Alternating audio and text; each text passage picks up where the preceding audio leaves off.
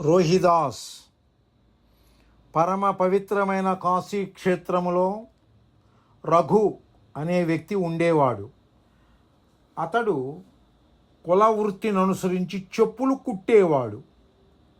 రాత్రులందు రాజుగారి ఆస్థానములో కాపలాదారుగా కూడా ఉండేవాడు. చాలా కాలంగా అతనికి సంతానం లేదు. పుత్ర సంతానం అనుగ్రహించమని భగవానుని ధ్యానిస్తుండేవాడు. భగవత్ప్రసాదంగా అతనికి ఒక పుత్రుడు జన్మించాడు. అతనికి రోహిదాస్ అని నామకరణం చేశాడు. పుట్టినది మొదలుకొని కుర్రవాడు విలపించలేదు. సదా ప్రశాంత వదనుడై కనిపించేవాడు. పానీయములను కూడా త్రాగడం లేదు. ఇతని ప్రవర్తన కుటుంబంలోని వారినే గాక నగరవాసులందరినీ కూడా ఆశ్చర్యచకితులను చేసింది. ఊరి ప్రజలంతా వచ్చి చూసేవారు. బ్రహ్మజ్ఞాన కాంతులీను ఆ బాలుని ముఖ సరోజమును చూసి ఇతడు మహాజ్ఞాని వలె కనపట్టుచున్నాడు, యోగభ్రష్టుడై ఇలా జీవించాడేమో అని చెప్పుకునేవారు. ఒకనాడు ఈ వింత వార్తను విని రాజు కొలులోనున్న నర్తకి రోహిదాసును చూడడానికి వస్తుంది. ప్రసన్నవదనుడై ఊయలలో పడుకోనున్నాడు. నర్తకి రోహిదాసును సమీపించి చూసింది. ఆ బాలునిలో గోచరించి ఆధ్యాత్మిక సౌందర్యమును చూసి ఆశ్చర్యపోయింది. ఎంతటి బ్రహ్మ వచ్చస్సు! గత జన్మలో వీరు గొప్ప సాధకులై ఉండాలి. ఏనాటి బంధము! ఇక్కడ జన్మించారు. జన్మరహస్యము తెలియని ఎవరితరము? మహాత్మా, ఎవరు మీరు అని అప్రయత్నంగా అన్నది రాజనర్తకి. వెంటనే ఊయలలో పడుకుని వీక్షిస్తున్న రోహిదాసు నవ్వుతూ, ఒకనాడు గురువు ఆజ్ఞానుసారము నీ ఇంట నైవేద్యమునకు వలయు వస్తు సామాగ్రిని నిరాకరించిన బ్రాహ్మణ యువకుడును. గురు శాపోశాత్తు ఈ ఇంటిలో కడతేరుటకు రోహిదాసుగా జన్మించినాడను అనెను. నర్తకి మనసులో ఆలోచన సుడిగండం ప్రారంభమైంది. అవును, తనకింకా జ్ఞాపకం ఉంది. ఇటీవలనే కొన్ని సంవత్సరాల క్రితం జరిగిన సంఘటన ఇది. ఒక జన్మలోని సమకాలికులంతా బ్రతికి ఉండగా ఇతడు బాల్యముననే మరణించి ఈ ఇంటిలో మరలా జన్మించాడు. కాశీక్షేత్రంలో భాగవతోత్తముడైన రామానంద స్వామి ఉండేవాడు. వారి వద్ద అనేక మంది శిష్యులు ఉండేవారు. ఒకనాడు శిష్యులలో ఒకరిని పిలిచి భగవానునకు నైవేద్యమును సమర్పించుటకు వస్తు సామాగ్రిని ఒక గృహస్థుని వద్ద నుండి అడిగి తెమ్మని చెప్పాడు. అయితే ఒక షరతు, ఆ గృహస్థుడు భక్తుడై ఉండాలి, శీలవంతుడై ఉండాలి, ఉత్తమ మార్గంలో జీవనయాత్ర చేసేవాడుగా ఉండాలి అని చెప్పారు రామానంద స్వామి. శిష్యుడు బయలుదేరాడు. ఒక ఇంటి ముందు నిలబడ్డాడు. తన అభీష్టము తెలియచేశాడు. ఆ ఇంటిలో నుండి ఒక స్త్రీ కావలసిన వస్తువులన్నీ ఒక పళ్ళెములో ఉంచుకొని తెచ్చింది. గురువుగారి షరతులు జ్ఞాపకం వచ్చాయా బ్రహ్మచారికి. మీరేమిటి అని ప్రశ్నించాడు. నేను రాజనర్తకిని అని సమాధానం చెప్పింది. ఎందుకో బ్రహ్మచారి మనస్సు వాటిని గ్రహించుటకు అంగీకరించలేదు. వద్దని చెప్పి వెళ్ళాడు. ఇంతలో వర్షం ప్రారంభమైంది. గాలి జోరుగా వీస్తున్నది. కుండపోతగా వర్షం కురుస్తున్నది. ఒక ఇంటి ముందు పంచలో బ్రహ్మచారి తల దాచుకున్నాడు. ఇంటి యజమాని వచ్చి చూశాడు. ఆ బ్రహ్మచారిని గూర్చి వివరాలు అడిగి తెలుసుకున్నాడు. తన వద్ద ఆ వస్తు సామాగ్రిని గ్రహించి తన బ్రతుకును చరితార్థం చేయమని ప్రార్థించాడు. వర్షం తీవ్రంగా కురుస్తున్నది. ఇంతకన్నా మరో మార్గం కనిపించడం లేదు. ఆ ఇంటి యజమాని చెప్పులు కుట్టి జీవించే మాదిగ కులమునకు చెందినవాడు. అయినను చేయగలిగింది ఏమీ లేక అతని వద్ద నుండి సంభావన గ్రహించాడు. అది తీసుకొని గురువుగారి వద్దకు చేరాడు. త్రికాల వేదితుడైన రామానంద స్వామి జ్ఞాన దృష్టితో సమస్తము గ్రహించాడు. వత్సా, నా ఆజ్ఞకు వ్యతిరేకముగా వర్తించావు. నీచ వృత్తిలో జీవించే మాదిగవాని ఇంట సంభావన తెచ్చి అపవిత్రం చేయ సంకల్పించావు. నీవు దీనికి పరిహారంగా మాదిగవాన ఇంటనే జన్మించగలవని శపించాడు. అశ్రుపూరిత నయనాలతో బ్రహ్మచారి గురువుగారి పాదాలకు నమస్కరిస్తూ, మహాత్మా, మోక్షధామం చేరాలని మీ పాదాలను ఆశ్రయించాను. చివరకు నా బ్రతికిలా నరకతుల్యమైంది అంటూ బోరున ఏడుస్తాడు. రామానందుడు బ్రహ్మచారిని ఓదార్చుతూ, నాయనా, దిగులు చెందకు, ఇందు నేను నిమిత్తమాత్రుడను. ఇదంతా భక్తవత్సలుడైన పాండురంగ దేవుని దివ్య సంకల్పము. నీకిది చివరి జన్మ. మోక్షధామమును చేర్చుటలో అది కడపటి సోపానము. భక్తికి జాతి వర్ణ లింగ భేదాలు లేవని నీ జీవితము ద్వారా ప్రపంచానికి తెలియచేయాలని భగవానుడు అభిప్రాయపడ్డాడు. ఇప్పుడు జరిగినంతయో కాకతాళీయ అన్యాయమేనని తెలియచేయగా గురు కృపకు పులకాంకితుడైన బ్రహ్మచారి రామానందుని పాదాలపై పడి తన కన్నీటితో గురుపాదాలను అభిషేకం చేస్తాడు. తరువాత కొంతకాలానికి బ్రహ్మచారి గతిస్తాడు. అతడే తను సంభావన గ్రహించిన రఘు అనే మాదిగా వాని ఇంట రోహిదాసుగా జన్మిస్తాడు. ఈనాడు తనను దర్శించడానికి వచ్చిన నర్తకి ఎవరో కాదు, గత జన్మలో తాను సంభావనను గ్రహించుటకు నిరాకరించినది ఈ నర్తకి వద్దనే. తన గత జన్మ వివరాన్ని తెలియచేయగానే రాజనర్తకి దిగ్భ్రాంతి చెందింది. రోహిదాసుకు నమస్కరించి, మహాపురుష, మీరు జ్ఞానస్వరూపులు, మీకు తెలియనిది లేదు, మీకు మేము చెప్పగలిగింది లేదు. మీరు ఆహార పానీయములను విసర్జించడం యుక్తము కాదు. అలా చేయటం వల్ల మీరు కానీ దేహాన్ని మీరు శుష్కింప చేయుచున్నారు. ఈ శరీరము భగవానునిది. ఈ దేహాన్ని పనిముట్టుగా స్వీకరించి భగవానుడు తాను చేయదలిచిన కార్యములు నిర్వహించాలి. మీరు నిరాహారంగా జీవించి శరీరము శుష్కింప చేయుచు భగవానుని దివ్య సంకల్పానికి అవరోధము కల్పించిన వారవుతున్నారు అని రాజనర్తకి చెబుతుంది. నర్తకి ప్రబోధము బాలుడైన రోహిదాసులో చక్కటి పరిణామం తెచ్చింది. అప్పటి నుండి తాను ఆహారమును గ్రహించుటకు అంగీకరించాడు. తల్లిదండ్రులు ఆనందభరితులయ్యారు. రోహిదాసు దినదిన ప్రవర్ధమానుడగుతున్నాడు. కానీ అతని వ్యక్తిత్వము, ప్రవర్తన ఎవరికీ అంతుపట్టని రహస్యాలుగా మిగిలాయి. ఎవరితోనూ మాట్లాడడు, ఏ పని చేయడు. తండ్రికి వృద్ధాప్యం సమీపిస్తున్నది. కుమారుడైన రోహిదాసును తన కుల వృత్తిలో ఉంచి తాను విశ్రాంతి తీసుకోవాలనుకుంటాడు తండ్రి. కానీ రోహిదాసు మనస్సు అందుకు భిన్నంగా ఉంది. జంతువుల చర్మాలతో చెప్పులు కొట్టడం తన చేత కావడం లేదు. జీవకారుణ్యంతో హృదయం కుంచుకుపోసాగింది. ఏ పని చేయక నిరంతరము ఒంటరిగా మసలుతున్న రోహిదాసు ప్రవర్తన తండ్రిని ఆవేదనకు గురి చేసింది. ఒకనాడు రామానంద స్వామి తన ఇంటి ముందు నడుస్తుంటాడు.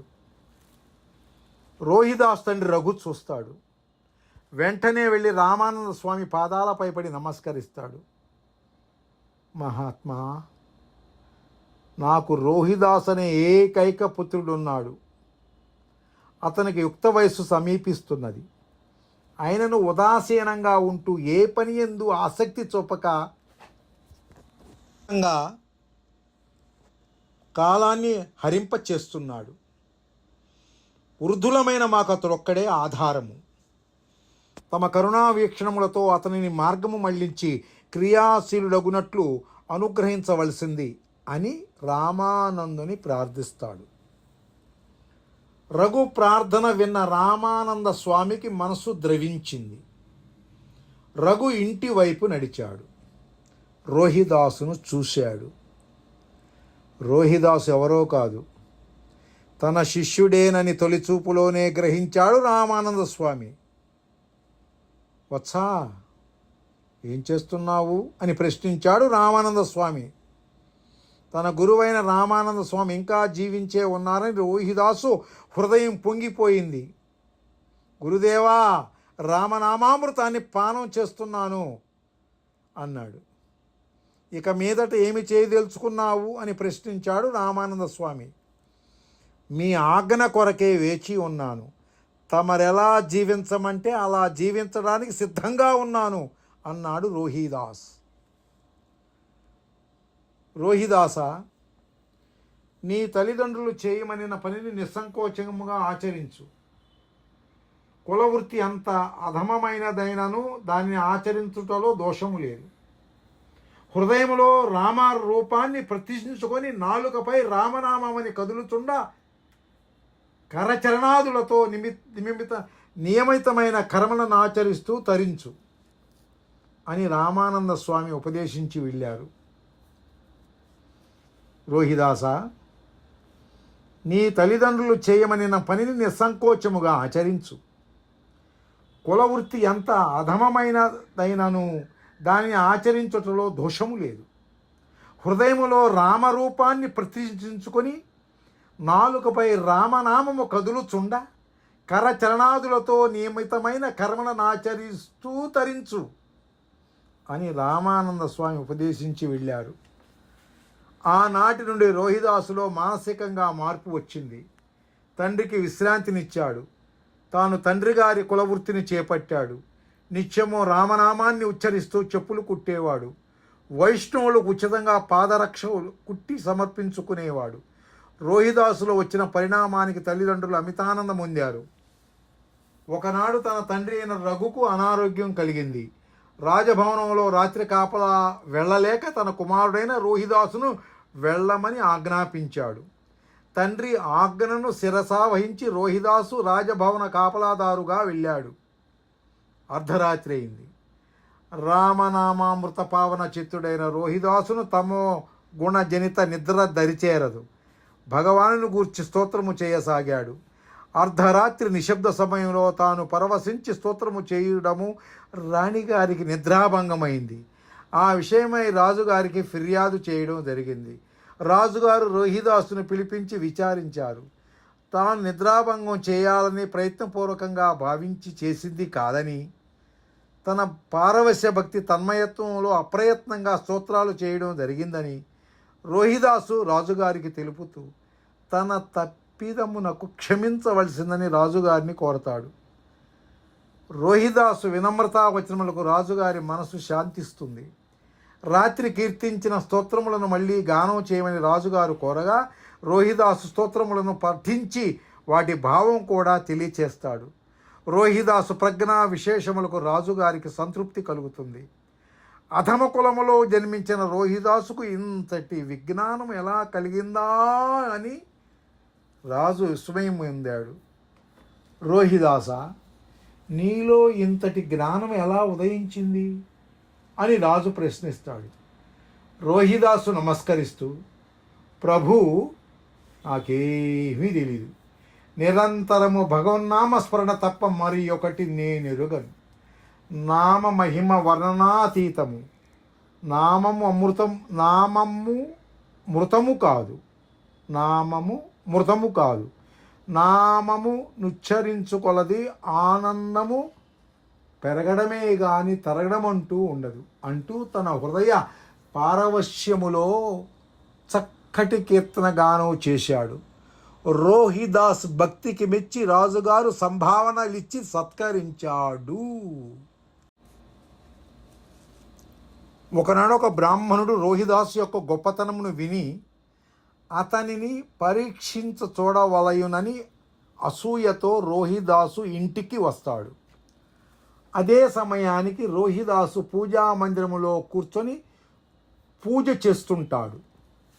రోహిదాసు పూజా విధానమును వీక్షించవలయునని బ్రాహ్మణుడు సంకల్పించి ఇంటి కిటికీ గుండా లోనికి చూస్తాడు.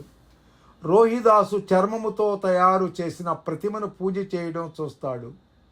వెంటనే లోనికి వెళ్ళి, ఓయి రోహిదాస, జన్మతః నీకు సంక్రమించిన నీచ వృత్తిని వదలలేకపోతున్నావు. పరమ పవిత్రుడైన భగవానుని చర్మ ప్రతిమగా చేసి పూజించుటయా? చిచి, అపచారము, నీవు పాపము చేయుతున్నావు అన్నాడు. రోహిదాసు బ్రాహ్మణునికి నమస్కరిస్తూ, విప్రోత్తమ, మీరు సర్వజ్ఞులు, తమకు తెలియనిదంటూ లేదు. చర్మం ఎలా నీచమైంది? పూజ చేయును అనిపై కప్పబడి ఉన్నది కూడా చర్మమే కదా. జింక చర్మమునే ఆసనముగా చేసుకొని జప ధ్యానాదులు ఆచరించుచున్నాము కదా. భగవత్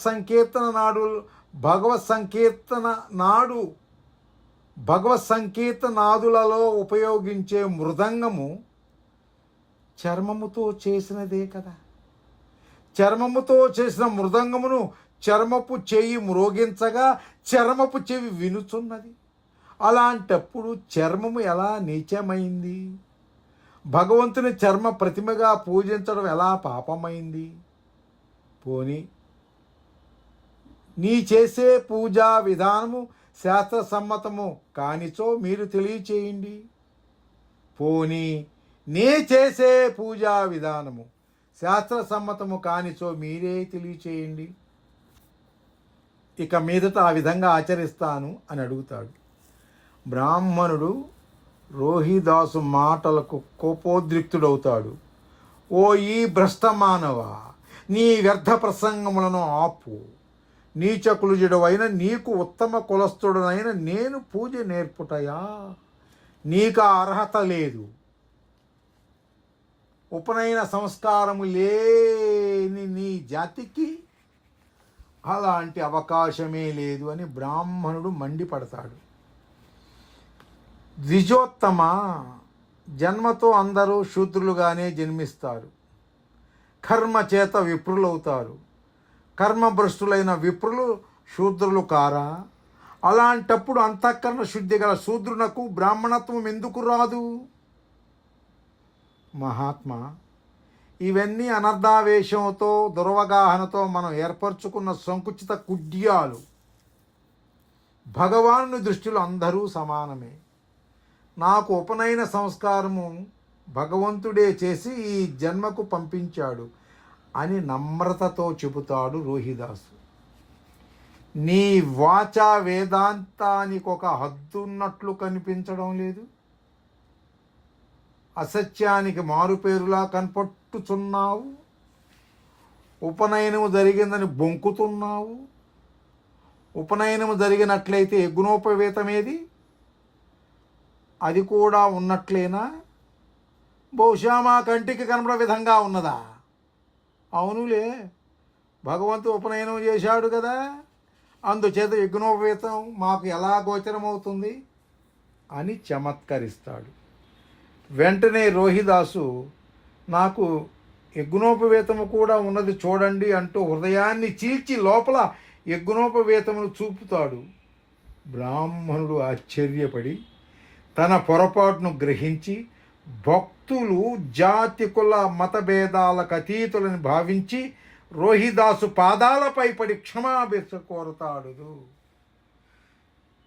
రోహిదాసుకు వివాహమైంది, పిల్లలు కలిగారు. రోహిదాసు తల్లిదండ్రులు మరణించారు. రోహిదాసు దారిద్ర్యంతో పోరాడవలసి వచ్చింది. హృదయంలో రామనామాన్ని ధరించి సదా రామనామ స్మరణ చేస్తూ సంతృప్తితో జీవిస్తుంటాడు. ఒకనాడు భగవానుడు సాధురూపంలో వచ్చి దర్శనమిస్తాడు. రోహిదాసు చేయి భక్తికి తృప్తి చెంది స్పర్శవేదిని బహూకరిస్తాడు. రోహిదాసా, ఇది స్పర్శవేది. దీనితో ఏ లోహపు వస్తువును స్పృశించినను అది బంగారంగా మారుతుంది.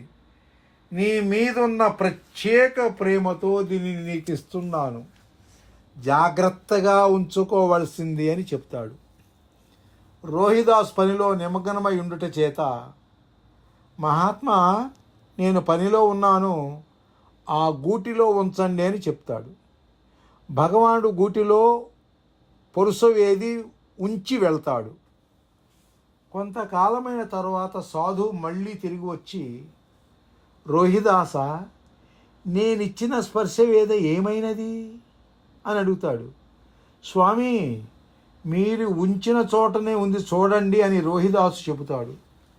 సాధువు చూడగా అది అక్కడే ఉంది.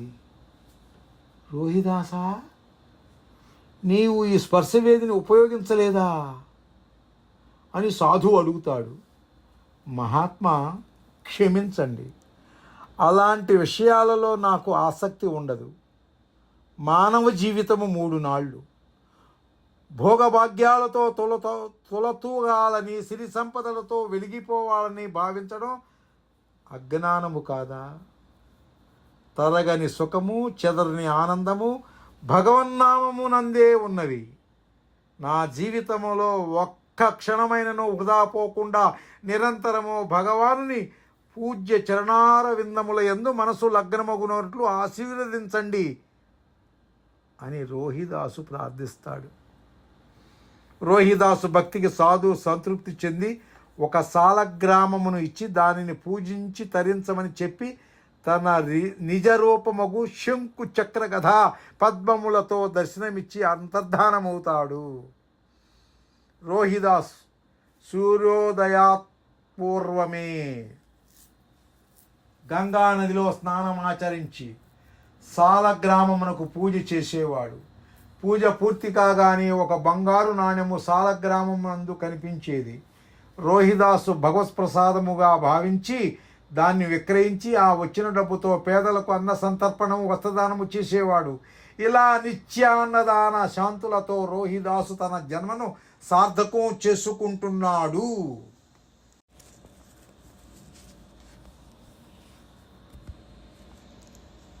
రోహిదాసు వద్ద ఒక సాలగ్రామం ఉన్నదనియు, అది ప్రతినిత్యము ఒక బంగారు నాణెమును ఇచ్చుచున్నదనియు, దాని వలన అన్న వస్త్ర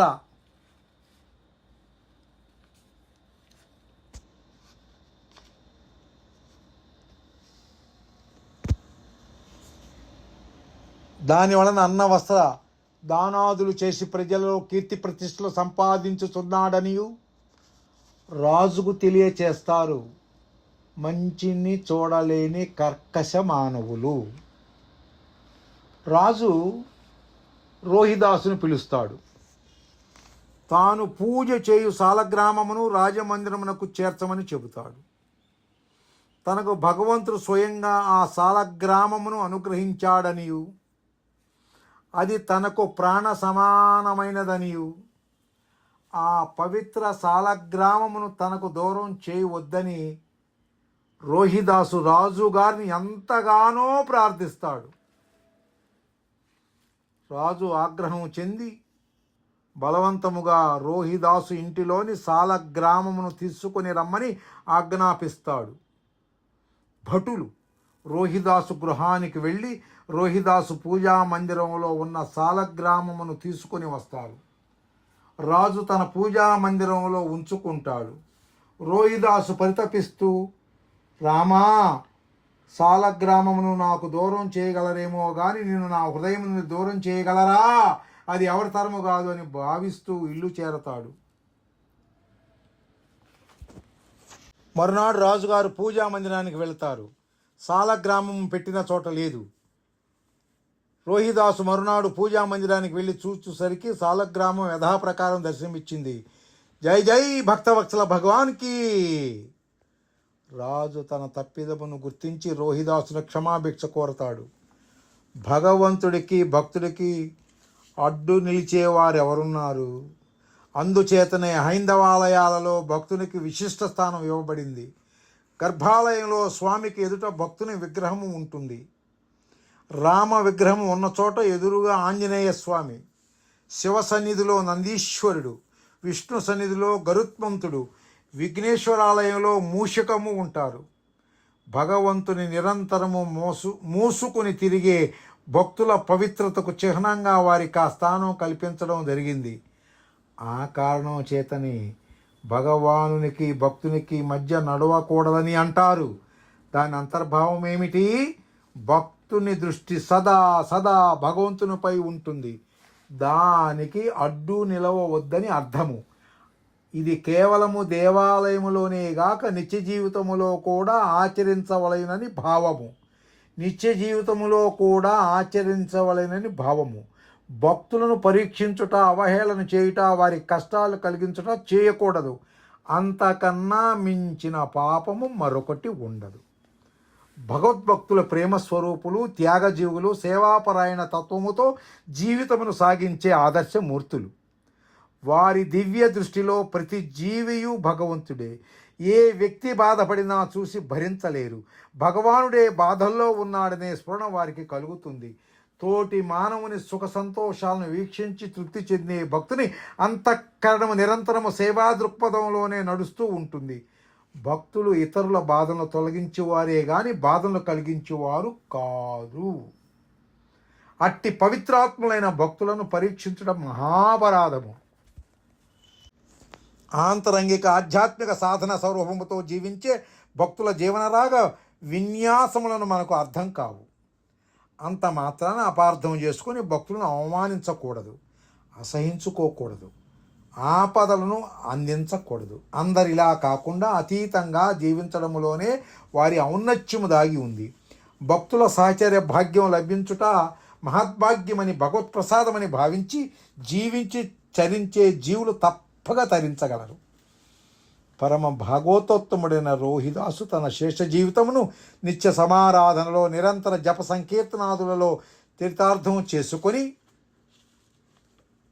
తన ఆదర్శనీయ జీవితము ద్వారా అనుకరింపదగిన అద్భుత చరితాత్ముడుగా భక్తుల హృదయాలలో స్థిరంగా నిలిచిపోయాడు. తన జీవితమంతయు భగవదారాధనలో గడిపి అంతిమ సమయంలో భగవన్నామమును గానము చేయొచ్చు అనంత చైతన్యములో నీలమయ్యారు. భక్తవత్సల భగవాన్ కీ జై.